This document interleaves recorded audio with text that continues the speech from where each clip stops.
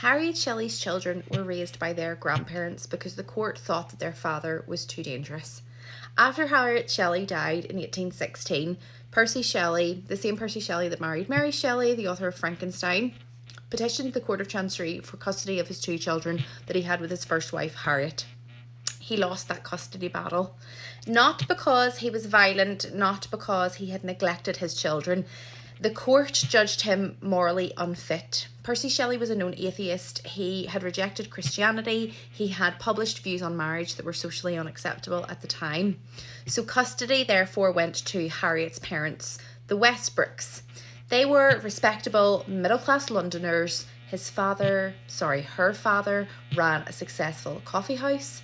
They were Anglican, socially conventional, I suppose you could say, and they were seen as morally safe. In the eyes of the court, they represented stability. In the early 19th century, custody law wasn't about parental love or the idea that a child should be with a parent. It was about moral authority. So the question wasn't about who loved the children, it was about who would shape them appropriately through the lens of morality and respectability.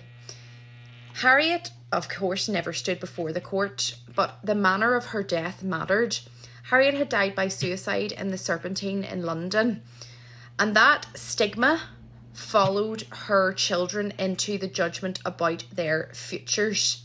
They were kept away from these radical literary circles. They did not grow up in this romantic movement associated with the Shelley family or the Shelley name, other than that was their surname.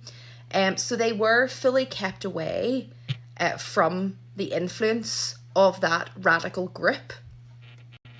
As such, this meant that this custody case decided ultimately that their lives would and their existences would quietly disappear into middle class respectability and a distinct lack of remembrance, if I'm honest. I mean, we do not have verifiable images of Harriet nor her oldest child or her youngest child, actually.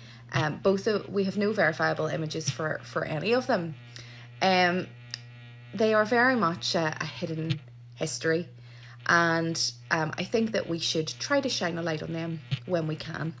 There is a fuller essay on my Substack if you wanted to read more about this case.